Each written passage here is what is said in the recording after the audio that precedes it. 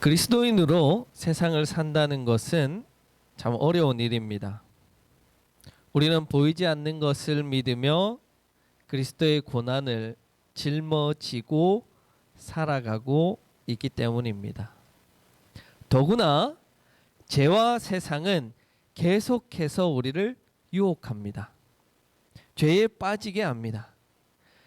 그리스도라는 좁고 험한 길을 따라 걷는 우리에게 넓은 길로, 편한 길로 가라고 손짓합니다. 그런 유혹에 우리는 때때로 넘어져서 우리가 걸어가야 할 길이 아닌 다른 길로 걸어가기도 하지만 이내 다시금 바른 길로, 그리스도라는 길로 걸어가려고 노력합니다. 그렇게 우리는 여전히 완성되지 않은 구원을 완성해가는 철로 역정의 길을 걸어가고 있습니다. 우리가 계속해서 바른 길로 걸어가려면 반드시 죄와 세상의 유혹을 이겨내야 합니다. 그렇지 않으면 여지없이 처음 창조되었던 사람들이 죄의 유혹에 넘어간 것처럼 우리도 죄와 세상의 유혹 앞에 넘어가고 넘어질 수밖에 없습니다. 그렇다면 우리는 알아야 합니다. 세상과 죄는 어떻게 우리를 유혹하고 어떻게 우리를 넘어뜨리게 해야 하는지 우리는 알아야 합니다. 우리는 그것을 알게 되면 넘어지지 않고 그것들을 이길 수 있습니다. 지피지기면 백전불태라는 한자 성어가 있죠. 다 여러분들이 아시는 한자이시겠지만 적을 알고 나를 알면 위태롭지 않다라는 말이에요. 죄를 알고 세상을 알면 우리의 믿음이 위태롭지 않아요. 흔들리지 않아요. 반석 위에 서 있을 수 있습니다. 어떻게 우리는 흔들리지 않는 믿음과 반석 위에 설 것인가? 바로 죄와 세상의 유혹을 이겨내야 하는 것입니다. 오늘 우리가 읽은 본문을 포함하고 있는 창세기 34장은 하나의 독립된 사건을 다루고 있습니다. 야곱은 형 에서를 피해서 외삼촌 라반의 집에 머물면서 2명의 아내와 2명의 첩에게서 12명의 아들을 낳습니다. 그리고 자신의 이름답게 속임수를 통해서 많은 재산을 불리고 난 이후에 가나안으로 돌아옵니다. 돌아오는 길에 그는 형 에서가 자신과 자신의 가족들과 가축들을 다 죽일 것을 염려하여서 꼼수를 쓰지만 형 에서는 대담하게 동생 야곱의 잘못을 다 용서해 줍니다. 그리고 나서 야곱이 가나안의 첫 번째로 머문 곳이 세겜이라는 땅입니다. 이렇게 계속해서 속임수를 써서 상대방을 속이는 야곱이지만 하나님께서는 아브라함과 이삭에게 주신 복을 야곱에게도 동일하게 주십니다. 35장 11절과 12절에 보면 하나님은 아브라함과 이삭에게 하셨던 약속을 2가지 동일하게 야곱에게 주십니다. 하나는 땅을 선물로 주시겠다는 것이고 다른 하나는 자손을 많이 주시겠다는 약속을 합니다. 여러분, 우리는 참 이해가 되지 않습니다. 특히 저는 이해가 되지 않아요. 바른 생활, 모험적인 생활, 신앙생활 해온 저는 이해가 되지 않아요. 하나님은 왜 계속해서 이렇게 속이는 사람인 야곱에게 복을 주실까? 차라리 대담하게 동생을 용서해 준 에서에게 더 많은 복을 주시고 에서를 선택하지 않으신 이유는 무엇일까? 하지만 우리의 모습이 야곱의 모습임을 깨닫게 되면 그건 역시 그저 하나님의 은혜라고 우리가 고백할 수밖에 없습니다. 이렇게 20년 동안 떠돌이 생활을 하고 온 야곱은 세겜에 잘 정착해서 땅을 얻고 풍족한 재산을 만들고 또 많은 자손을 만들어서 하나님 주신 복을 누리며 살아가기를 바랐습니다. 그런데 문제가 생깁니다. 야곱의 두 부인인 레아와 라헬, 그 가운데 야곱은 라헬을 특별히 사랑했고 레아는 그다지 사랑하지 않았습니다. 레아에 대한 애정이 거의 없었습니다. 그래서 하나님께서 레아를 불쌍히 여기셔서 레아에게 6명의 아들을 낳게 하시고 딸 디나까지 주셨습니다. 그런데 디나가 세겜 땅을 구경하러 나갔다가 세겜 족속 그 원주민 족속인 세겜 족속의 추장인 세겜으로부터 성폭행을 당하게 됩니다. 그리고 이 디나를 풀어준 게 아니라 자신의 집에 디나를 강제로 옥류시킨 채 야곱에게 가서 결혼하게 해달라고 요청을 하고 있습니다. 그냥 결혼해 달라고 하면 야곱이 들어주지 않을 것 같으니까 야곱과 그 아들들에게 달콤한 제안을 합니다. 먼저 한 가지는 9절에서 서로 통혼하자 이야기합니다. 너희 딸을 우리에게, 우리 딸을 너희에게 주어 통혼하자는 겁니다. 그래서 함께 섞여 살자라고 요청합니다. 다른 한 가지는 10절에서 땅을 차지하고 재산을 늘리고 장사를 하라라고 이야기합니다. 여러분, 이것은 철저한 죄와 세상의 유혹입니다. 세겜이라는 족속과 인물은 철저하게 죄 아래 종속되어져 있는 세상의 모습을 대표한다라고 할 수 있습니다. 이들은 도덕도 없고 윤리도 없습니다. 수치심도 없고 법도 없습니다. 그저 자신들의 정욕에 따라 행동합니다. 그리고 그 지은 죄에 대해서 죄책감을 느끼지도 않습니다. 더군다나 자신이 저지른 죄를 어떻게 해결하려고 합니까? 돈을 가지고 해결하려고 하는 거예요. 용서를 구하고 무릎을 꿇는 것이 아니라 돈으로 회유하는 거예요. 우리야, 통혼하면 너 잘 살 수 있어? 너 많은 돈을 벌 수 있어? 돈 벌게 해줄게. 잘 살게 해줄게. 보세요, 여러분, 딱 이 모습이 죄 가운데 있는 세상의 모습이 아닙니까? 잘못한 것에 대해서 잘못했다고 하지 않고 도리어 드러나면 그것을 돈으로 해결하려고 하는 그 모습이 딱 지금 우리가 살아가고 있는 죄 아래에 있는 세상의 모습이라는 거예요. 세겜의 이 두 가지 제안을 받아들이게 되면 야곱은 아마도 여러모로 편하게 세겜 땅에서 살 수 있을 것입니다. 먼저는 33장 19절에서 야곱은 처음으로 가나안 땅에 땅을 소유하게 됩니다.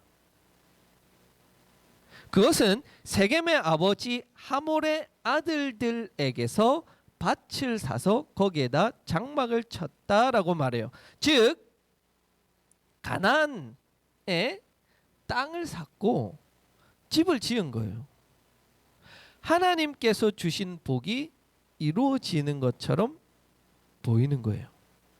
하나님의 복이 임한 것처럼 보여요.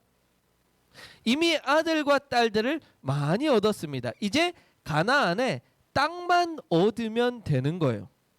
그래서 야곱은 땅을 돈을 주고 샀습니다. 그런데 만약 세겜이 우리가 통혼하자, 우리가 섞여 살자라는 이 요구를 거절한다면 야곱이 세겜 땅에서 산 이 땅들이 어떻게 되겠습니까?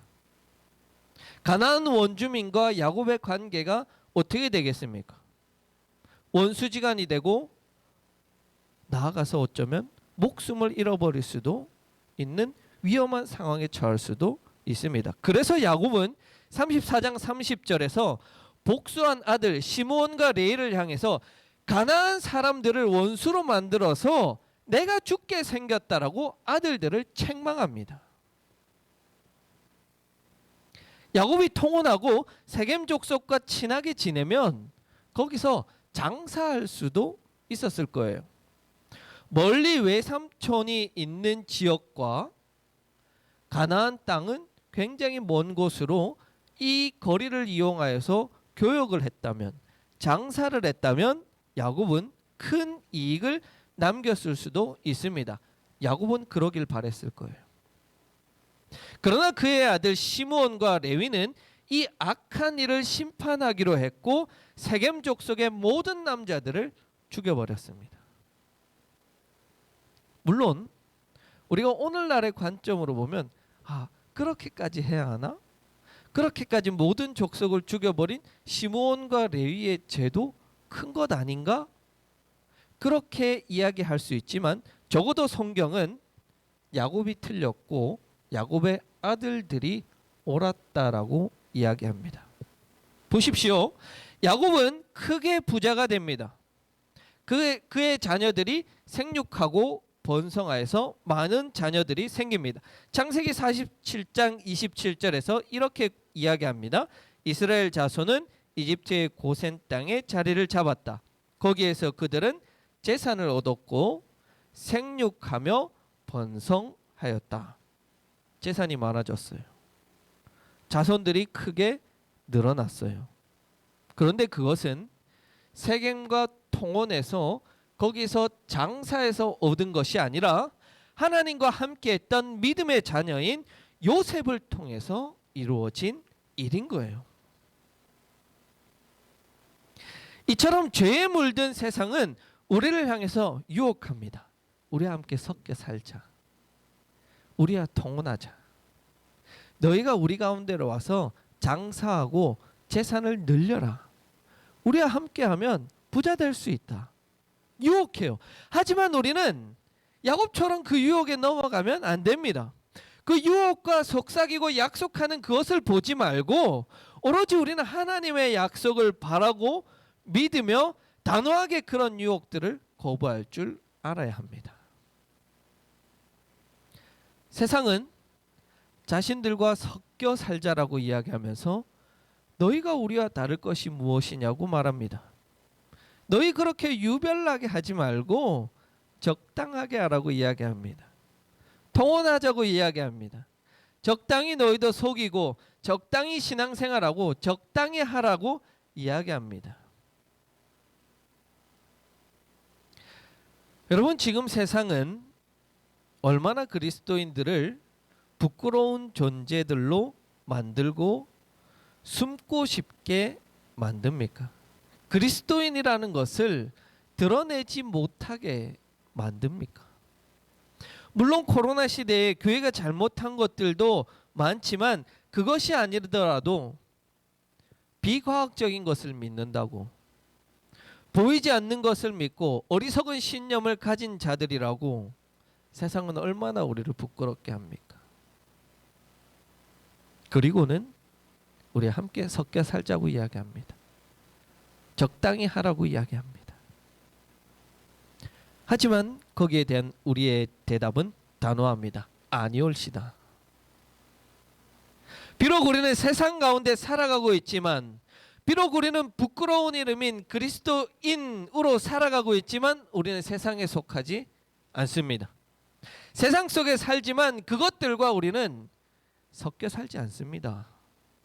우리는 그리스도의 이름으로 살아가는 구별되고 구분된 사람들입니다. 바로 하나님의 거룩을 가지고 살아가는 사람들입니다. 히브리어로 거룩이라는 말은 카데시라는 단어입니다. 이 단어는 성별하다, 구별하다라는 뜻이에요. 하나님께 제사 드리기 위한 준비된 예물은 거룩해야 합니다. 약 한 마리를 하나님께 드릴 때에도 아무 양이나 잡아다 드리는 것이 아니라 구별되고 잘 키우고 노력하여서 하나님께 드리는 거예요. 구별되고 구분된 걸 드리는 거예요. 마찬가지예요. 우리는 하나님의 성품인 거룩을 가지고 있는 이들이기에 세상 속에 살아가지만 세상과 결코 섞이지 않습니다. 마치 물과 기름이 서로 섞이지 않듯이 우리는 세상과 섞일 수 없습니다.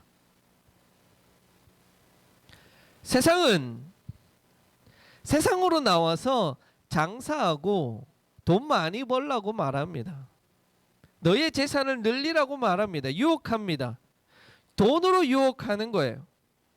돈으로 죄를 덮고 돈으로 모든 것을 해결하겠다는 거예요. 그리고 안타깝게도 많은 사람들이 그렇게 해서라도 돈을 많이 벌면 그것이 하나님의 축복으로 생각하는 거예요.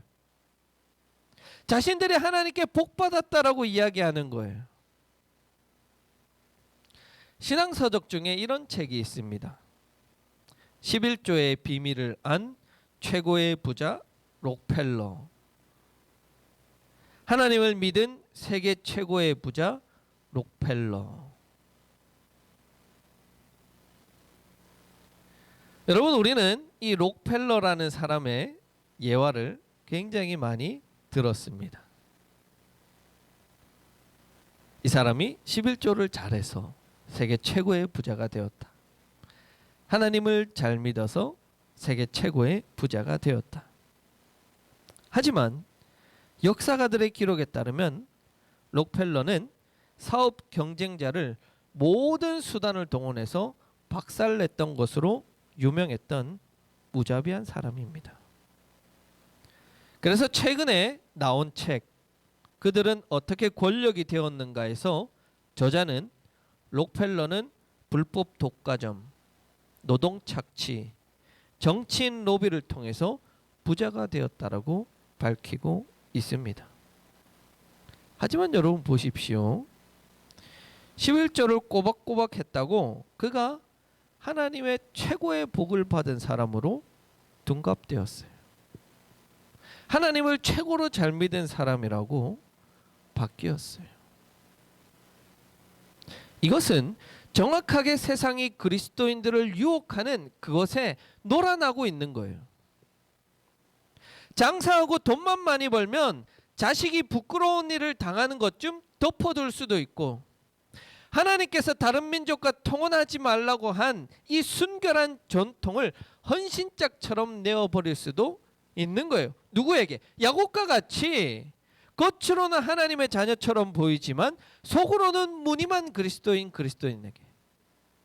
교회는 다닌다고 하지만 하나님과는 상관없는 이들에게. 그래서 저는 이 야곱이야말로 처음부터 끝까지 변하지 않는 인간의 모습을 단적으로 보여주는 것이 아닌가 생각합니다. 그는 하나님께서 이스라엘이라는 거룩한 이름을 주셨음에도 그는 변화되지 않았고 여전히 속이는 자였고, 하나님께서 말할 수 없는 은혜를 주셨고 그것을 받았음에도 불구하고 여전히 인간적인 수단과 속임을 통해서 자신 성공의 도구로 사용하는 모습을 우리는 보게 됩니다. 그렇기에 우리는 세상의 유혹과 죄의 유혹인 가장 큰 도구인 돈의 유혹에서 벗어나야 합니다. 이겨내야 하고 그것을 다스릴 줄 알아야 합니다. 우리는 세상과 떨어져서 살아갈 수 없습니다. 우리의 신앙의 순수성과 순결을 지키기 위해서 수도원을 만들고 산속으로 들어가는 것은 우리의 방법이 아니에요. 그렇게 해서 우리의 신앙은 결코 지켜지는 것이 아닙니다. 예수님은 제자들을 산속에 가두어 두고 순결하라고 말씀하시지 아니하시고 세상 한복판으로 제자들을 보내십니다. 이리들과 늑대들이 가득한 세상 한복판에 어린 양들을 보내시는 거예요. 우리도 마찬가지예요. 하나님께서 우리를 세상 가운데 살아가게 하셨습니다. 하나님은 우리가 세상 가운데 살아가지만 섞이지 않고 거룩하게 구별되게 살아가라고 명령하십니다. 그것이 하나님의 자녀들이 세상 가운데 살아가고 있는 모습인 거예요. 특히 죄에 물든 세상은 우리를 돈으로 유혹합니다. 세상은 돈이 모든 것을 해결해 준다라고 말합니다. 돈이 많으면 그것이 하나님께 축복받은 거라고 말합니다. 아니에요. 죄의 유혹과 거짓에 넘어가지 마십시오. 하나님의 자녀들은 우리의 소가 없고 외양간에 양이 없고 아무것도 가진 것이 없어도 하나님으로 인해서 즐거워하고 하나님 때문에 기뻐할 줄 아는 자들이 하나님 자녀들 아닙니까? 2021년 올 한 해 우리는 어떻게 살아갈 것인가? 죄의 유혹과 돈의 유혹을 단호히 뿌리치고 그것을 다스리며 살아갈 수 있어야 하겠습니다. 세상과 섞이지 않고 거룩을 쟁취하며 살아가야 합니다. 그래서 세상의 방법이 아닌 돈의 방법이 아닌 죄의 유혹이 아닌 하나님의 성품인 거룩으로 하나님의 복을 받아 누리는 성도가 되기를 간절히 기원합니다.